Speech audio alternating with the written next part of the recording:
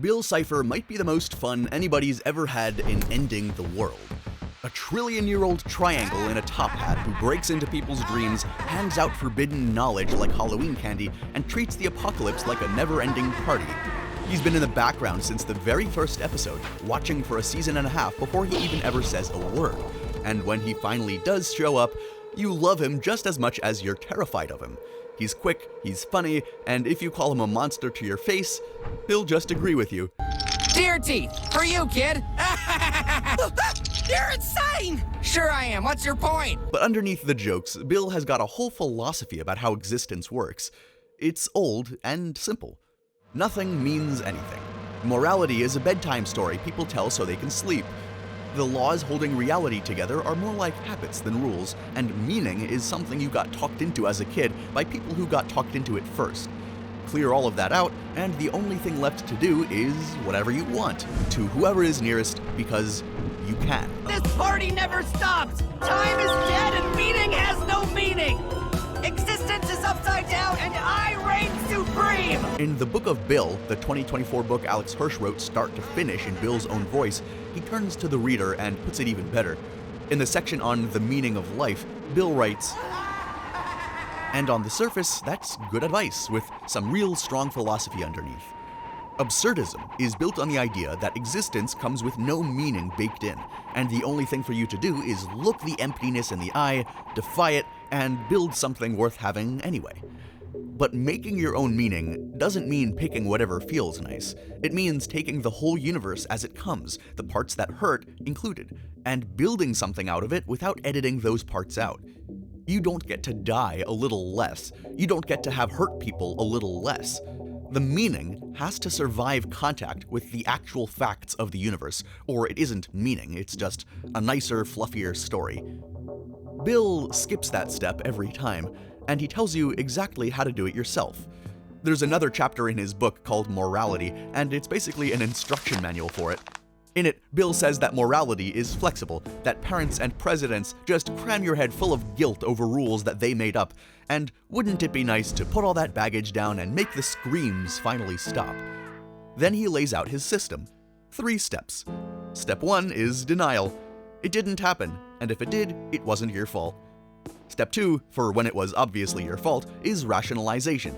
You had a good reason, so it's fine. And step 3, once those stop holding, is detachment, where you rise above what's right and wrong completely until there's no version of you left for the guilt to even reach. Keep that list somewhere, we're gonna watch him run all 3. Because there's a poem about Bill in a 2016 choose-your-own-adventure book called Dipper and Mabel and the Curse of the Time Pirates' Treasure. The book is mostly not canon, except Alex Hirsch confirmed one single major thing in it, which is true, and there is a general consensus among the fandom that it's this poem about Bill. Dipper asks a creature called the axolotl what it knows about Bill Cipher, and it says, "Saw his dimension burn.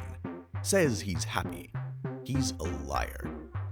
Strange verdict to hand the guy who only ever wanted the best time in the universe. A liar about what exactly? He runs from one thing harder than all the rest, and it used to be a whole dimension. It stopped existing a long time ago. In the show, we only get a few offhanded mentions of Bill's old home, maybe twice, both times as a throwaway on his way to a bigger boast. Imagine living in the second dimension. Flat minds in a flat world with flat dreams. Watch his eye on that line. For half a second, the show flickers a burning landscape across it and lets some screaming leak in underneath, then snaps back to the boast like nothing happened. Same trick he runs on himself in a single frame. I liberated my dimension, Stanford, and I'm here to liberate yours. A flat little world, it's flat little people. Bill doing them a favor on his way out. That's all the show gives you. The rest of it comes from the books. The first piece is in Journal 3, Ford's own field notes from the 30 years he spent lost between dimensions. In it, a character called the Oracle tells Ford that Bill got power hungry and burned his home dimension down, killing everyone in it, his parents included. The show talked about a liberation, but in reality, it was a massacre that happened to take an entire world down with it. The Book of Bill picks up from there and fills in where he actually came from. Bill was born in a 2-dimensional place called Uklitia, a world where everyone lived along 2 dimensions, and a third one up wasn't just unknown, it was against the law to bring up. But Bill had a mutation that none of them shared, an eye big enough to see that third direction anyway. The way he tells his own story, this made him a celebrity, beloved by everyone, his birthday a national holiday, crowned best baby of all time by acclamation. But none of that is true. What actually happened is that he was feared and even bullied for the mutation, and was mostly alone with it. The only two people who treated him like a son instead of a symptom were his parents, Scalene and Euclid. They took him to get the visions treated, dosed him through silly straws because he wouldn't drink medicine any other way, and his mother sang him a lullaby, telling him the strange eye wasn't his fault and they'd love him regardless. Years later, Bill remembers all of that as an attack. He decided that his parents were trying to snuff out his talents. That is the second step of his own three-part system, by the way, rationalization, and he ran it on the two people who loved him most. Then Bill decided that the kindest thing he could do for the people who loved him was to help them see what he saw. A flat world can't survive meeting a third dimension all at once, though. It comes apart. Everyone he was trying to free died in the same afternoon, including his parents, and Bill was there for it because he's the one who did it. He still can't look at it straight. He admits in his book that whenever he tries to remember that day, there's this loud buzzing in his head, and he blacks out for 30 seconds. When Ford asks him what destroyed his home, Bill says a monster did it. When Ford offered to help hunt the monster down, Bill told him it would eat him alive. This time, he wasn't lying. He just couldn't put his own name in the sentence. Go back to the poem with all of that in mind. Saw his own dimension burn. Look at the word it picks. Saw, like he'd been standing at a safe distance, watching the fire from a hill somewhere with everyone else. He lit it. And the nothing matters philosophy reads differently once you know that's underneath. It isn't a conclusion he reasoned his way into. It's a wall he built the day one fact got too heavy to keep holding, too traumatic. Because if nothing means anything, then neither does the afternoon he buried his own parents alive along with his entire dimension while trying to give them a better view of reality. A worldview like that doesn't stay in one head. It's parasitic. It thrives on others. It's built to travel. And Bill's favorite way to move it is in a handshake. Look at who he targets. He's got no use for people who feel well-adjusted about their place in the world. His mark is the brilliant loner, sharp enough to feel misunderstood, and alone enough to be one bad night from deciding nobody's ever going to get them. Stanford Pines fit that to a T. Gifted, friendless, 6 fingers on each hand, and a childhood of being called a freak for it. Kind of like Bill himself. Bill came in and stroked his ego, telling him that he picks one genius a century, and handed Ford the thing that he'd been starving for his whole life. The feeling of being chosen, of being special. And the timing on his offers is never random. Bill shows up right at the edge of what you could have reached on your own, one step before you'd have to quit and walk away with nothing. With Ford, he offered to help him out with making the interdimensional portal. Then in sock opera, Dipper gets the same visit when he's burned every guess he had on the password for Ford's laptop. And then, right on cue, Bill is there with the answer, for a price that turns out to be Dipper's own body for the rest of the episode.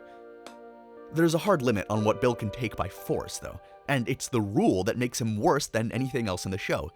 To wear a body, or to get into a mind that's been guarded against him, he needs the handshake, consent, freely given. Ford tells us that Bill can haunt his dreams all he likes, but he can't enter his mind until he's invited in. So, the scariest thing in the story mostly arrives by invitation, let in by people who wanted what it was holding badly enough to shake on it. The grimmer part that the story gives us in more detail is that it wasn't all an act on Bill's side either. Whatever grew between the demon and the lonely scientist over those late nights and chess games in Ford's mind was real, and it mattered to him. Which turns what follows from a con into something closer to an abusive marriage. Bill got Ford to pull away from the few people he had, made himself the only voice Ford trusted, and the second Ford tried to leave, the charm curdled. He possessed Ford's body and marched it onto the roof to stand in the freezing dark. He reached into Ford's head and made him forget his own name. Ford started waking up with blood on his knuckles and no memory of the night, while Bill told him flat out that he owned him, that the great Stanford Pines was nothing without him. At one point, he threatens to steal Ford's eyes, then laughs it off as a joke and scolds him for having no sense of humor. oldest move in the Manipulator's book, and roughly the whole foundation of Bill's philosophy. And when it ends, the book lets you watch him fall apart. After the partnership collapses, Bill turns up wasted in a bar at the rock bottom of some spiral nebula, orders, "1 sixer, please," Sixer being his nickname for Ford, and when he's told that they don't have that, he bursts into tears and wrecks the place over a man who stopped speaking to him. When he's that far gone, the other name slips out too, the one he'll never say sober, calling for his mom, asking where she went. Mabel, narrating stretches of the book, interprets the whole thing under a needy ex who needs to move on from her uncle. However, none of it ever slowed the plan by a second. The friendship was real. The con was real, both running at the same time. Weirdmageddon kicks off because of Mabel, and it's kind of heartbreaking how it happens. It's the twins' 13th birthday. Summer is basically over, and Mabel just overheard Dipper agree to stay in Gravity Falls and be Ford's apprentice. So everything she's scared of is landing all at once. Growing up, high school, and losing her brother. And right then, a guy steps out of the woods and offers her a deal. He can make summer last forever. All she has to do is hand over the little cracked orb she's carrying. She doesn't know that the orb is the rift, the weak spot in reality that Bill has been waiting on this whole time, and she doesn't know that the guy is Bill, wearing a time traveler named Blendon like a costume. So she takes the deal, hands it over, and the sky rips open. Now, Bill is here for real, in the flesh, and he brings his friends through and throws the party he's been promising since season 1. He turns people into stone and stacks them into a throne. He redraws the town for fun. In the book, he calls it the best day of his life. There is just one problem though, and the whole ending hinges on it, so keep it in mind. There's an old prophecy that says 10 specific symbols joined together in a circle can take Bill down. 2 of them are Dipper and Mabel. So Mabel is a threat, and he takes her off the board with a bubble. He seals her inside of a perfect, endless summer where everyone loves her and nothing ever changes. It keeps her out of the circle and away from Dipper at the same time. And it works, because it's built out of the exact thing she already wanted. What gets her out, though, is Dipper. He climbs into the fantasy after her and won't let her stay.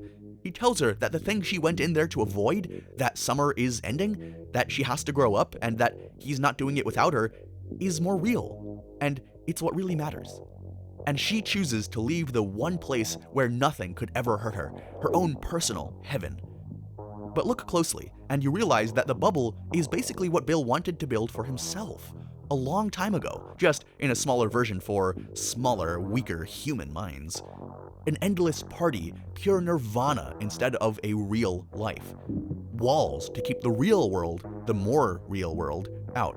It only holds up as long as nobody inside looks at what it's covering, and nobody outside can drag the person in out. The difference is that Mabel had a brother who climbed inside and made her look at reality, at what was really real. Nobody ever did that for Bill. So, Mabel is out of Mabelland now, and the 10 of them come together. The Cipher Zodiac Bill had been dreading actually forms. He panics and turns them all to stone before they can join hands. And it works. Except for 2 of them, Stan and Ford. He still needs one thing to spread past the town, an equation locked in Ford's head, and Ford has gone and put a metal plate in his skull specifically to keep Bill out. So Bill tortures both brothers, and when that doesn't work, he goes after Dipper and Mabel to force it. And then Ford caves. He tells Bill that he'll let him into his mind as long as he lets the family go. But there's a trick underneath this. Bill can only be killed inside of a mind, where the memory gun works, and Ford's plate blocks the gun from firing on his own head. So while Bill is busy gloating, the mostly identical brothers switch clothes. Bill shakes the hand of the guy he thinks is Ford, dives into the mind he thinks is Ford's, and starts celebrating. Gotta hand it to you, Ford. You really know how to clear your... And then Stan turns, telling him what happened. Wrong brother, boy. Ford fires the gun, the mind starts burning, and for the first time in 1 trillion years, Bill feels his power going out. So he does the least free thing there is. He starts bargaining. You're making a mistake! I'll give you anything! Money, fame, riches, infinite power, your own galaxy, please! He's saying this to a broke old man who spent 30 years lying and cheating for one thing, getting his brother back. There was no number big enough. And Bill goes out screaming. It costs Stan everything though, every memory he's got, completely gone. And his family spends about a week trying to get his memories to come back, one photo at a time. Bill tells his entire story himself though, in the book, years later. And even now, with nothing left to lose, he still won't say how he actually lost.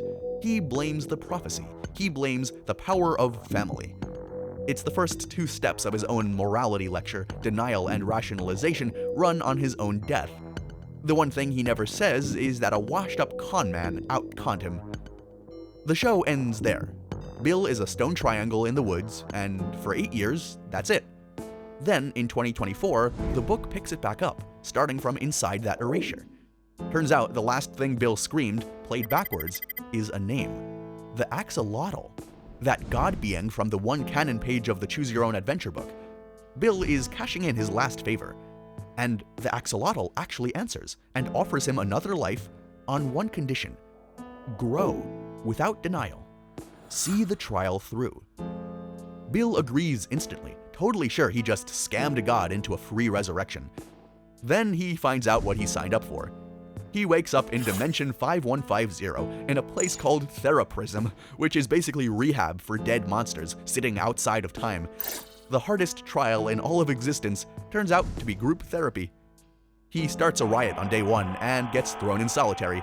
And if he ever finishes the program, the reward is getting reincarnated as something small and humble. A newt, a shrimp, a cloud of spores. Which, for a guy who calls himself a god, is kind of its own torture. The staff are really nice about it too. They tell the reader that the work gets done eventually, even if it takes forever. Especially if it takes forever. The book you're holding is his therapy journal, the arts and crafts project that's supposed to help him face himself, and he used it instead to reach into our world and find some reader dumb enough to shake his statue's hand and start the whole thing over. The staff catch him doing it though and give him 5 last minutes before they take it away. He spends those minutes still running the con, right up until the Pines family cuts in with the last word.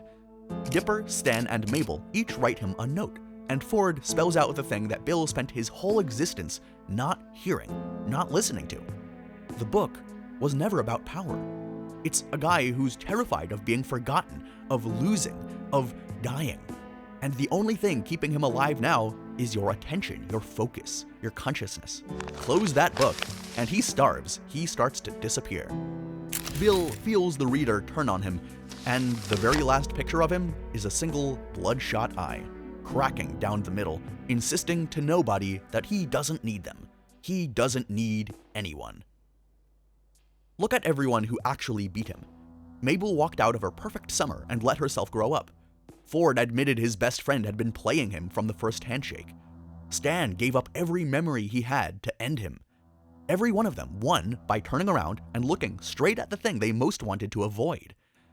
Bill had more power than all of them combined, and more time than the universe has even been alive, and he never managed that once. There's actually a way to lose the idea that anything matters, and then come out the far side of it, better, freer, actually building something. Bill got to that empty space and just moved in and settled. He set up a chair, he called it enlightenment, and cranked the music up so he'd never notice the door was open the entire time. They give him art therapy in there, and the one note the staff keeps on file is that he only ever draws one thing: red and blue triangles. He won't say their names. He blacks out when he tries to remember the day they died.